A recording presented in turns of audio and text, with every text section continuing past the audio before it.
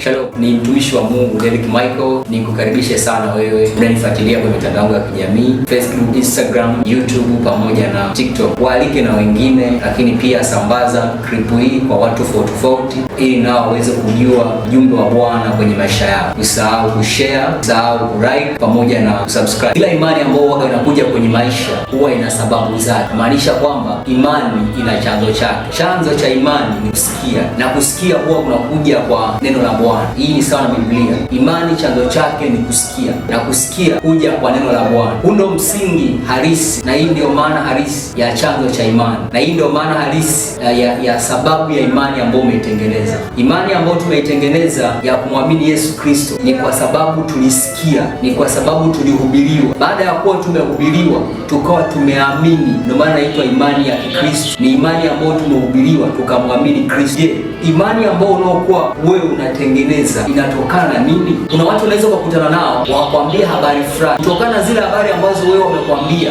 ukawa umetengeneza hiyo imani. Watu wengi kwa mfano wanasema ili upate kazi lazima uwe na connect, lazima uwe na mtu wa kusemea, lazima uwe na mtu ambaye atakuunganisha na nafasi fulani ili uweze kupata kazi. Hiyo inatengeneza imani, na imani yako inakuwa kwamba ili mimi niweze kusaidika ni lazima kuna mtu aje wa kuniunganisha, au lazima niwe na mtu ambaye yupo kwenye mfumo tayari, kwenye mfumo wa ajira, kwenye mfumo wa kazi ili aweze kuniunganisha. Kwa hiyo inakuwa ni sawa na yule mtu ambaye alikuwa amekaa kwa muda wa miaka 38, yeye akisubiria mtu wa kuja kumtia birikani malaika anapoyatibua maji. Imani yako haifai kuiweka kwenye mazingira ama kwenye kusikia kile ambacho mtu amekwambia. Ni maana kwamba kuna sababu kubwa ya kusikia imani kutoka kwa Mungu na si kuisikia imani kutoka kwenye chanzo chochote kile. Imani yoyote ile ambayo chanzo chake akitokana na Mungu, hiyo imani ni kwa sababu gani? Ni imani ambayo inatengenezwa na mazingira ambayo, ama inatengenezwa na mtu ambaye si mwenye kuitekeleza, si mwenye kuikamilisha imani. Imani yoyote ile mwenye kuikamilisha ni yule aliyeanzisha. Biblia inasema kwamba yeye aliyeanzisha imani ndio atakikamilisha. Uliposikia kutoka kwa Mungu kwamba ili ufanye biashara, ili ufanikiwe kwenye biashara ni lazima utumie namna fulani, ili ufanikiwe kuna 1, 2, 5 utakiwa ufuate, na wewe ukaamini. Kwa hiyo wewe umejifunga kutokuendelea kwa sababu unaamini kwamba ili niweze kufanikiwa kwenye biashara ni lazima nifanye 1, 2, 3. Ili niweze kufanikiwa kwenye hiki ambacho ninachokifanya kuna hiki na hiki natakiwa kukifanya. Sasa hicho ambacho unachokifikiria kwamba unatakiwa ukifanya ili uweze kufanikiwa ndicho ambacho kinachokuwa ni kigezo cha kufunga wewe usiweze kufanikiwa. Imani ungeielekeza kwa Mungu na ungelisikia kutoka kwa Mungu anasema nini juu ya jambo ambalo unataka wewe ufanikiwe. Jenga tabia ya kuwa kumsikia Mungu zaidi ambavyo unavyowasikia watu, kwamba Mungu anasema nini kwenye hii hali ambayo nilio, Mungu anataka nifanye nini kwenye haya mazingira ambayo nilio ili niweze kufanikiwa. Usipojenga imani yako kwamba Mungu ndo ambaye wa kunisikilizisha, Mungu ndo wa kuniambia, Mungu ndo wa kunielekeza ili niweze kufanikiwa, kitakuwa ni kinyume, kwamba kufanikiwa kwako kutakuwa ni kugumu. Kwa sababu gani? Ni imani ambayo umeitengeneza nje ya msingi, nje ya chanzo kikuu chenye cha imani. Wazee wetu wa zamani, Ibrahim alimsikia Mungu, na alipomsikia Mungu akatoka kwenye nchi ya kwao aende mpaka mahali ambapo asipokujua. Ni Mungu ambaye alimsikia kwa imani, alimsikia akaondoka akaenda mpaka sehemu asikokujua yeye anaenda wapi. Mungu amekwambia kwamba atakubariki, Mungu amekwambia kwamba atakufanikisha, Mungu amekwambia kwamba atakupa hiyo kazi, Mungu amekwambia kwamba atakupa hiyo ndoa, Mungu amekwambia kwamba atarejesha furaha, Mungu amekwambia kwamba atarejesha hiyo amani iliyopotea kwenye familia. Lakini licha ya kwamba Mungu amekwambia atarejesha hiyo amani iliyopotea kwenye familia, lakini ukiangalia mazingira ambayo unayopitia unaona bado haiwezekani. Unaanza kutafuta chanzo kingine, unaanza kutafuta namna nyingine ili ya kuweza kufanikisha. Ndio kwenye bustani ya Eden, nyoka alivyomwendea Hawa akamwambia ati matunda yote mmeambiwa mle. Hawa akasema matunda yote ya miti tunaweza kula isipokuwa matunda ya mti wa katikati. Shetani akamwambia, shetani mjana akamwambia, mtakapokula mtafanana, mtakuwa kama Mungu. Angalia, anatolewa kwenye imani, na wakati tayari maelekezo yalikuwa yameshakwisha kutolewa kwamba miti yote wanaweza kula, ila miti ya matunda ya miti yote wanaweza kula isipokuwa matunda ya mti wa katikati ndio hawapasi kula. Shetani huyu ni mjani. Ndivyo hivyo shetani kwenye maisha yetu waga ni mjani, anatumia mazingira, anatumia kutumia watu. Kuna mtu anakuja anakuambia, kwa sababu umeamini kwamba mimi kuja kwa maelekezo ya imani ambayo yalikuwa yametolewa kwa Hawa pamoja na Adamu, kwamba wale miti yote iliyokuwa pale kwenye bustani ya Eden, isipokuwa matunda ya mti wa katikati, lakini wao wanaenda kinyume na maelekezo yao. Kwa sababu gani?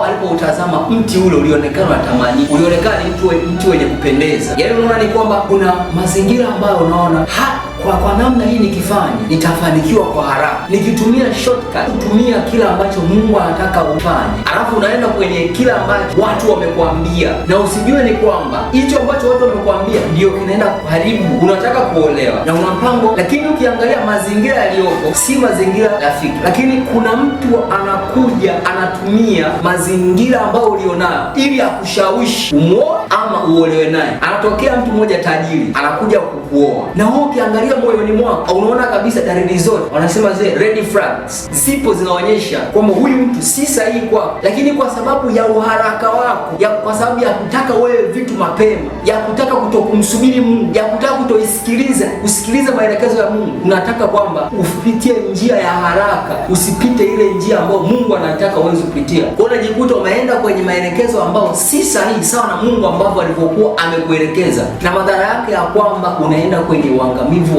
wa wewe mwenyewe, unaenda kuipoteza nafsi yako, unaenda kupoteza hatima yako, unaenda kupoteza kwenye kila ambacho Mungu amekwambia alitaka akufanikishe. Upo kwenye biashara, unafanya biashara, lakini mambo hayaendi sawa. Kuna mtu anakuja na kushawishi, anakwambia kwa namna hii unavyofanya biashara yako haitafanikiwa, mpaka uende kwa mganga ama mpaka utumie njia zingine ambazo wapagani wanazitumia. Ndio maana Biblia inasema msifuatishe namna ya dunia hii. Anakuja kukupa njia ambayo dunia wanafanya, anakuja kushawishi ili utoe fedha, utoe rushwa, ili mambo yako yaende vizuri, ili biashara yako iende vizuri. Anakutoa kwenye misingi ya Mungu na anakupeleka kwenye njia zingine ambazo zitakupeleka wewe babaya. Ndio hivi chanzo ambacho kinakuja chanzo cha dhambi, ndio uasi unaokuwa unatengenezwa, na uasi wenyewe ndio unatengenezwa kutokana na kwenda kinyume na maelekezo ambayo Mungu anayatoa. Kinyume na maelekezo ya Mungu ni uasi. Yaani maelekezo yote ambayo Mungu anayoyatoa, ukienda tofauti na namna yake ambayo Mungu alikuwa ameitoa, tayari umeenda kwenye sehemu ambayo umeenda kwenye uasi, na mwanzilishi wa uasi ni Shetani.